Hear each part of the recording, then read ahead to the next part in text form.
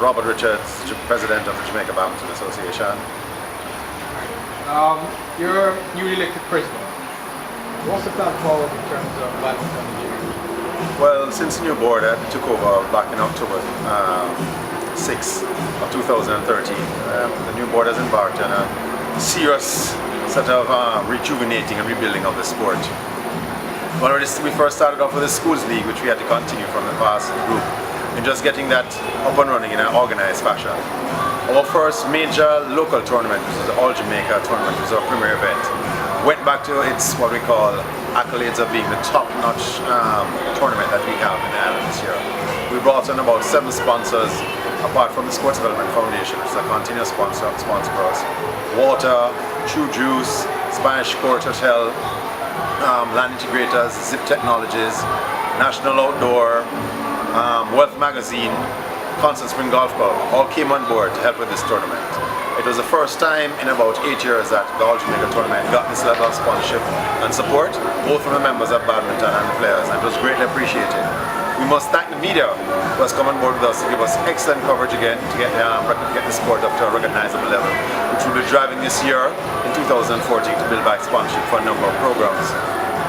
We'll be starting off next week with the Knockout Schools League, which we are in negotiation with Lime, trying to see if we can get them back on board to sponsor this tournament and the rest of the schools league.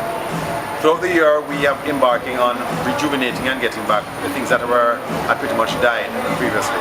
The Club League, which is going to be under David Thomas and his team of people, and the Business House League, which will be rebranding as a corporate league.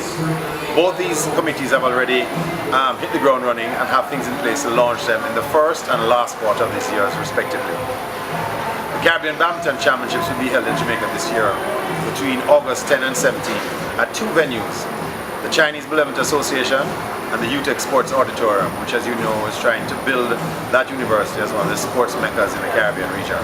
So it will all go well both for the Badminton Association and UTEC in this partnership of the Caribbean Badminton Championships, which will have both the under 11, under 13, under 15, under 17, under 19, seniors open tournament being held at these venues. Apart from that, the association already rejuvenated and got back in process the National Umpires Association and Court Officials, which has been run now by Mr. Joseph Clark, one of our vice presidents, who has taken that over and got that up and running. We also have gotten into place our Coaches Association, which will be having their first big meeting next week, which we're uniting and getting the coaches to follow certain standards in rebuilding of badminton in Jamaica. A major thing that will be launching this year, which we'll be working with InSport, the government, GC Foster, as well as a lot of the sporting organizations, is the Shuttle Time program. This is a program to get badminton carried far and wide to all communities and as many schools as possible throughout Jamaica. That, I think, is a pretty heavy schedule, working along with the Commonwealth Games and the CAC Games. That's our international program, as well as the Pan American Circuit tournaments, which our association will be taking on this year. So we have a heavy calendar, a lot of work to do to get the sport back up and running, and the new team is willing and able to get it up and running. Thank you. What were the, let's say, the top 5 things you're trying to achieve on this year? Well, some of the top things that we definitely want to push out and have, like building back the club life and the corporate league.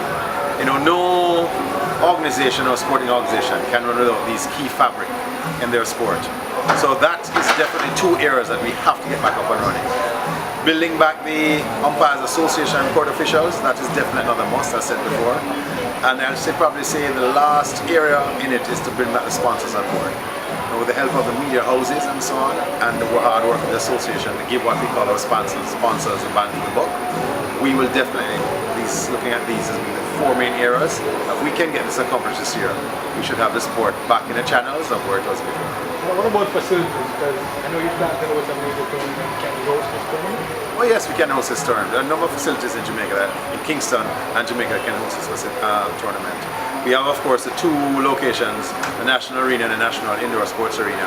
Then we have the, as I said, the Chinese Badminton Association along with UTEC that can host it. So we have venues in Kingston that can host international events of this nature that can pull it off. You're getting help from the SPF or government support? Well, the Sports Development Foundation is, we definitely have to thank and continue to, give all accolades to, as they've continued to support not only badminton but the entire regional sport in Jamaica. We're hoping that they'll come on board this year to give us extra, as we will be hosting one of the local largest Caribbean badminton championships during the held in the last period of time. Estimate, how many persons currently play the sport? Well, I've lost count of that since I've been out a bit for a little bit, but on last checking there was probably registered players, probably about 1,200. But unregistered players, past players and people that are in, there are probably over about 6,000 people playing the sport. Well, we'll catch you at this, on the Chelsea game. Presumably also a football fan. Well, football fan, track fan. If you follow me, you will see me on all the big screens, showing me all the major track and Olympic events. I'm actually a Liverpool fan. My side has been struggling for about the last 17 years, running fourth now in the EPL, but I'm hoping to see them come out with some kind of silverware this year. I'm keeping my fingers crossed. My son is a Man U fan, most of my friends are Man U fans, and I have some other that at Chelsea. But today's game wasn't really a surprise because Man U is playing without some of their key players. Without Rooney and Van Persie, two of their key strikers in the front line. It was going to be a hard take. I put the match at 2-1, but Chelsea did one up better and made it 3-1. So good game to Chelsea, and we'll see how it happens at the end of the day because the Gunners are also coming.